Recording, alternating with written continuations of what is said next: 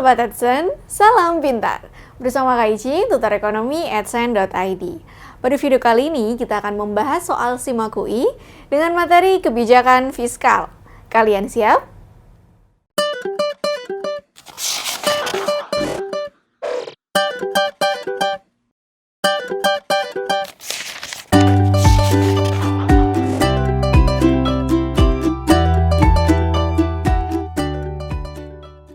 Baik, Sobat Adsen, kita akan membahas soal yang pertama.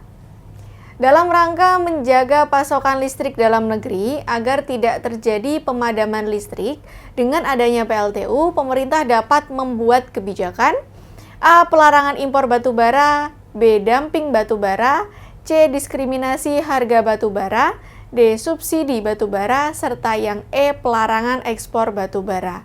Oke, jadi ya, untuk menjaga pasokan listrik dalam negeri agar tidak terjadi pemadaman listrik, maka yang pertama harus dilakukan adalah dengan menjaga ketersediaan bahan baku untuk membuat listrik, kan begitu. Nah, kalau PLTU bahan bakunya adalah batubara. Jadi, negara alias pemerintah ini harus menjaga betul-betul ketersediaan batubara untuk menjamin tidak adanya pemadaman listrik supaya produksi listrik terus berlanjut begitu. Oke. Ini ya, jadi pemerintah harus menjaga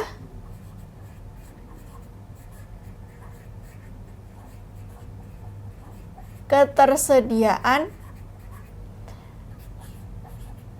batu bara. Caranya dengan apa? Yang pertama, bisa dengan impor. Kalau misalkan jumlah batu bara dalam negeri nggak mencukupi ya, bisa dengan impor ya, membeli dari negara lain. Bisa dengan melarang atau menutup keran ekspor. Menutup keran ekspor batu bara. Jadi supaya produsen batubara dalam negeri ini memenuhi kebutuhan batubara di dalam negeri, yaitu untuk PLTU ya, sebagai bahan baku pembuatan listrik begitu. Oke. Nah, ini adalah dua tindakan secara umum untuk menjaga ketersediaan batubara di dalam negeri. Sekarang kita kembali ke soal ya.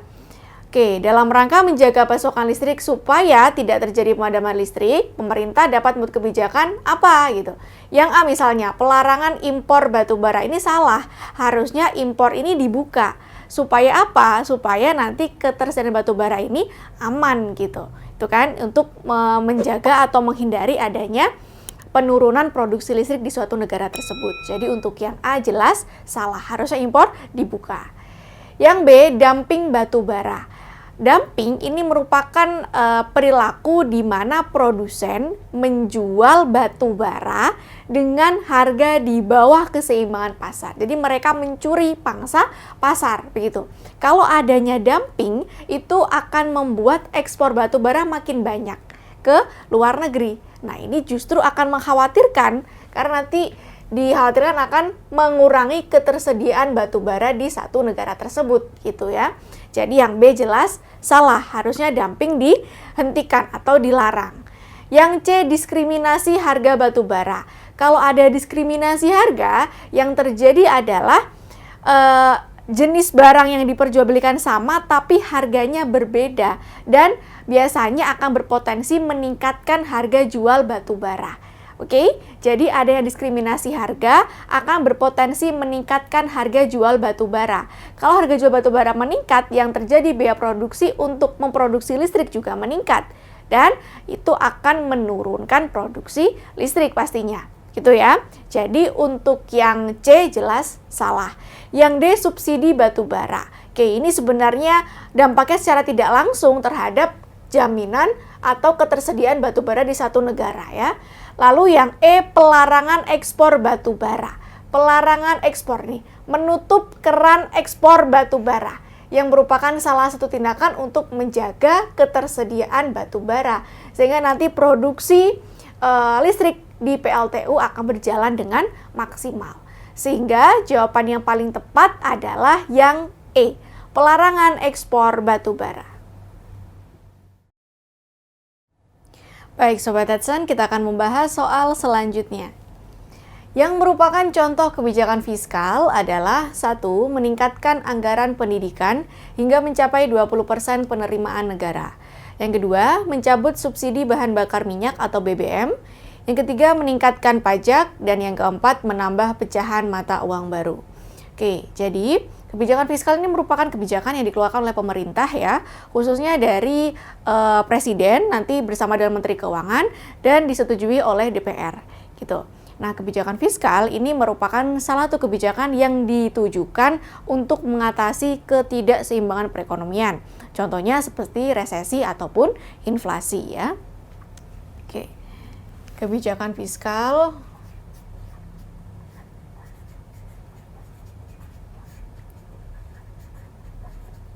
untuk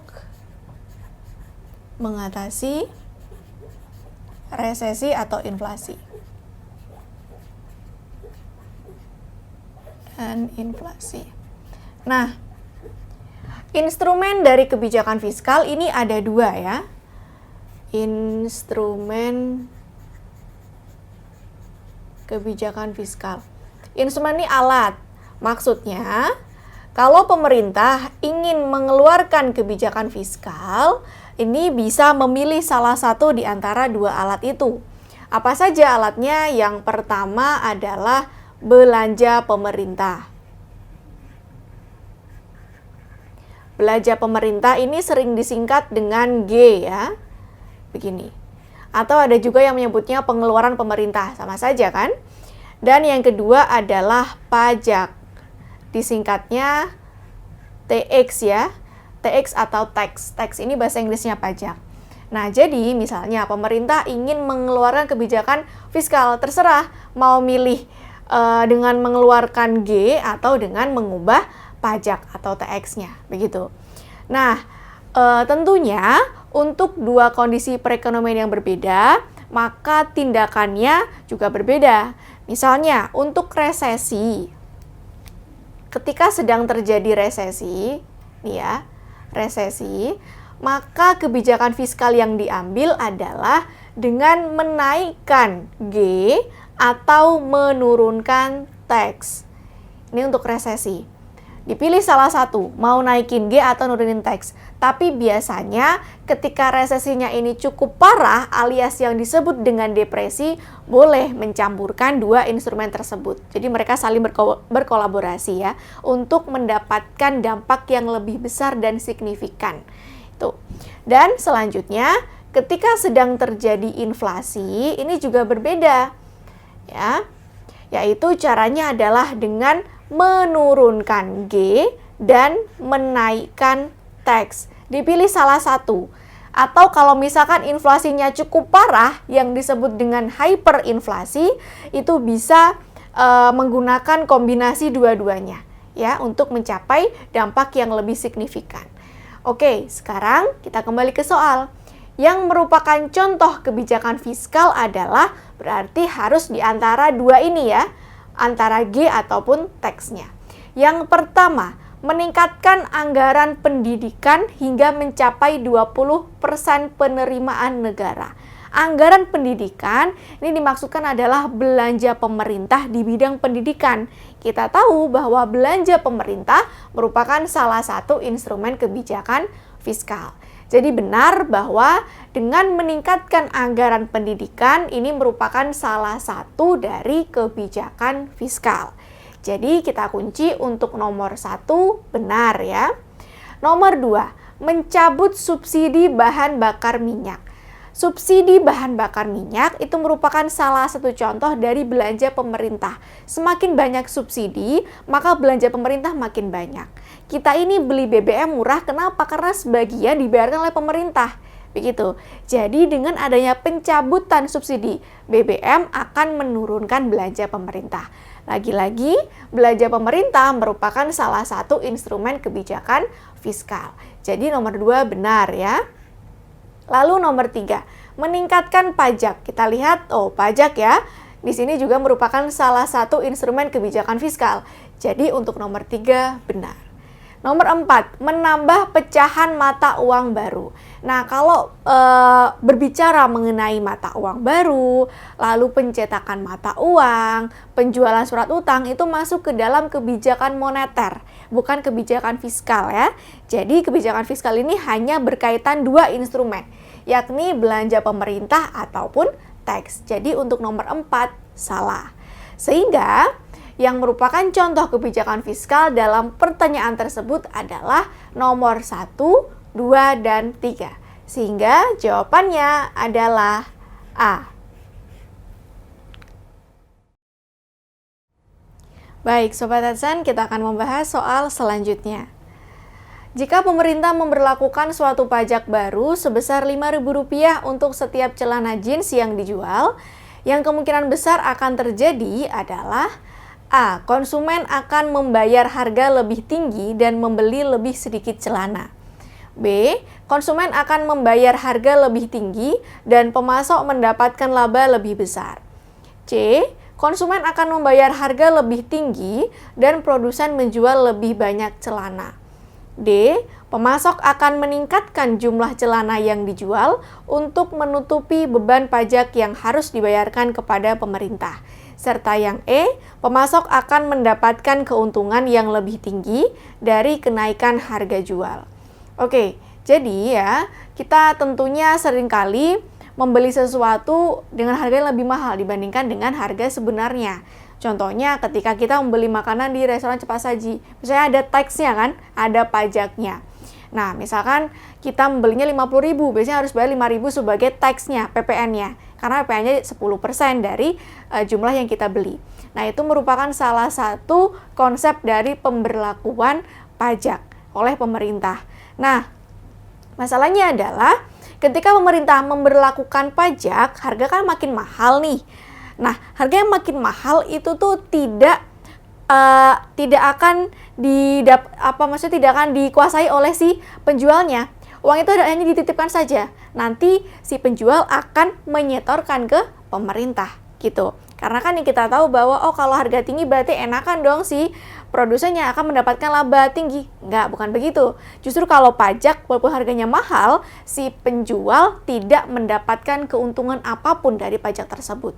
Karena dia harus menyetorkan pajak itu ke pemerintah. Itu ya, itu konsep dari pajak dari pembelian barang ataupun jasa oleh konsumen. Nah, sehingga karena adanya kenaikan harga akibat pajak nih ya, jadi pajak menyebabkan harga barang atau jasa meningkat. Kalau harga barang atau jasa meningkat, akan direspon oleh konsumen dengan menurunkan permintaan. Pasti. Ini sudah hukum permintaan. Ketika harga barang meningkat, maka permintaan barang akan turun.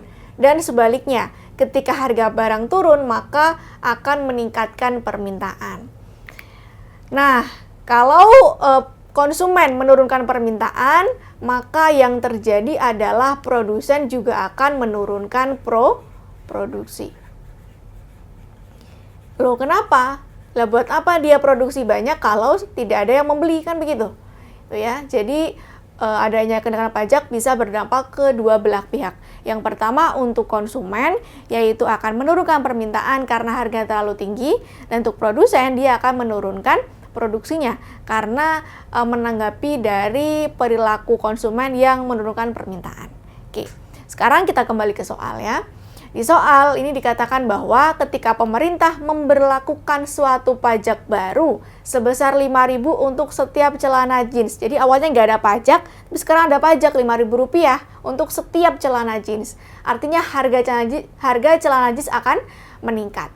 Yang kemungkinan besar yang akan terjadi adalah A. Konsumen akan membayar harga lebih tinggi, benar ya, harga meningkat, dan akan membeli lebih sedikit celana, alias menurunkan permintaan. Benar ya, kita kunci sejauh ini untuk opsi yang A benar dan sesuai dengan analisis kita. Yang B, konsumen akan membayar harga lebih tinggi, benar, dan pemasok mendapatkan laba lebih besar. Pemasok ini maksudnya adalah produsen. Ini salah. Kenapa? Karena harga yang mahal itu bukan semata-mata diakibatkan oleh perilaku produsen, tapi oleh pemerintah. Pajaknya nanti disetorkan ke pemerintah, bukan dikuasai oleh si produsen atau pemasok. Jadi untuk yang B jelas salah. Pemasok gak dapat apa-apa gitu. Yang C, konsumen akan membayar harga lebih tinggi, benar. Dan produsen menjual lebih banyak celana, salah. Kenapa? Karena adanya pajak ini menyebabkan nih konsumen menurunkan permintaan. Kalau nggak banyak yang membeli, ngapain produsen meningkatkan penjualan? Justru dia harusnya menurunkan produksinya. Jadi untuk yang C jelas salah. Yang D, pemasok akan meningkatkan jumlah celana yang dijual untuk menutupi beban pajak yang harus dibayarkan kepada pemerintah. Yang D ini juga salah. Harusnya responnya si pemasok atau responnya produsen adalah dengan menurunkan jumlah produksinya sebagai akibat dari konsumen yang menurunkan permintaan celana jeans. Jadi untuk yang D salah. Yang E, pemasok akan mendapatkan keuntungan yang lebih tinggi dari kenaikan harga jual. Ini tadi sudah jelaskan ya, bahwa adanya kenaikan harga karena pajak itu tidak dikuasai oleh produsen, melainkan produsen hanya dititipin saja uang pajaknya. Nanti produsen harus menyetorkan ke pemerintah, bukan dikuasai sendiri. Jadi untuk yang E jelas salah. Sehingga jawaban yang paling tepat ya berkenaan dengan pemberlakuan pajak untuk celana jeans adalah yang A. Baik, Sobat Adsen, kita lanjutkan ke pembahasan soal selanjutnya. Berikut ini merupakan tujuan kebijakan fiskal, yaitu 1. Stabilitas perekonomian, 2. Kenaikan hasil produksi, 3. Perluasan kesempatan kerja, dan keempat, peningkatan jumlah uang beredar. Oke, jadi ya kebijakan fiskal ini merupakan salah satu kebijakan pemerintah untuk mengatasi ketidakseimbangan perekonomian. Kebijakan fiskal untuk untuk mengatasi ketidakseimbangan perekonomian.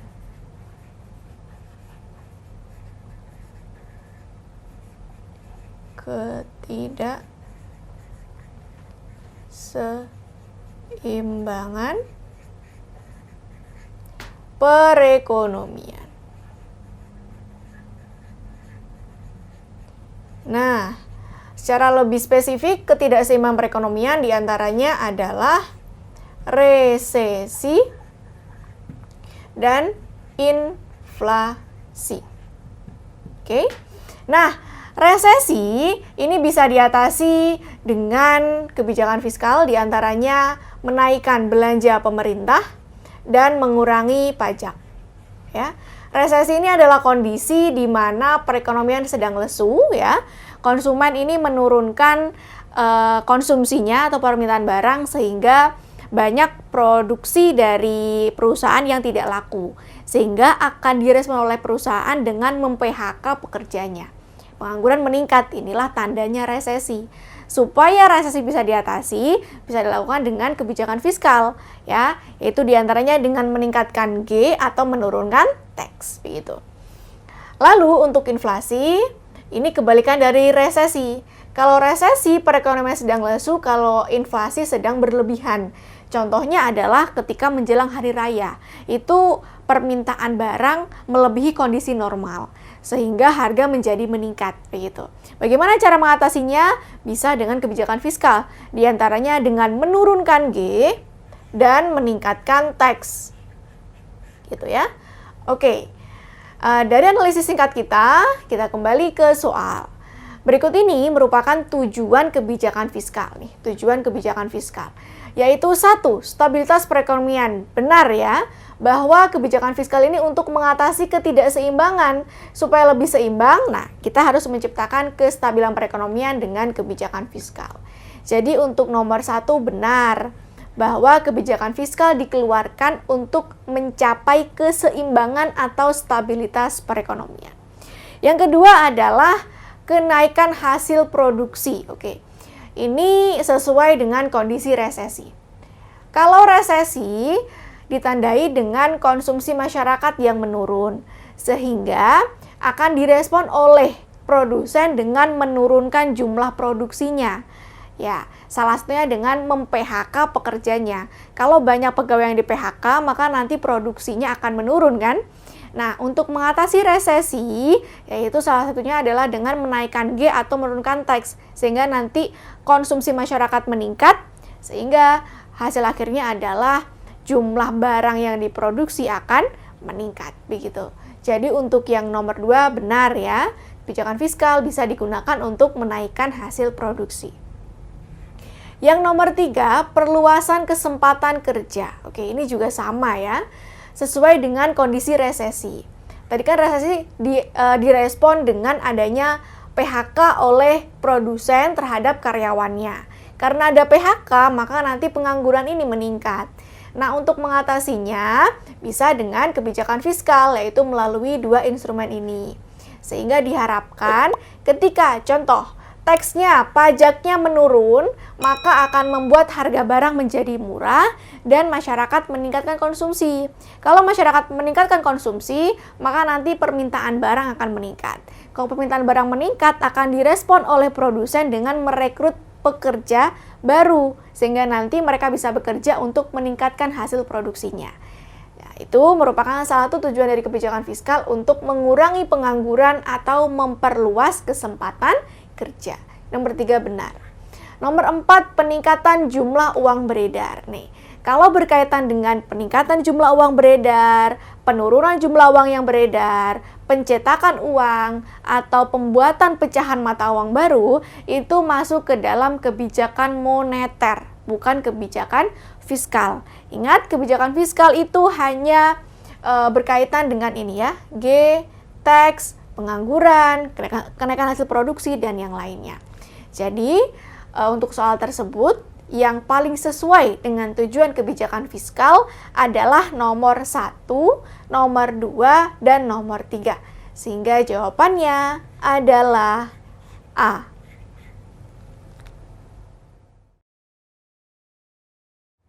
Sobat Adsen, demikian pembahasan soal SIMAK UI dengan materi kebijakan fiskal. Semoga mudah dipahami dan sampai jumpa pada video selanjutnya.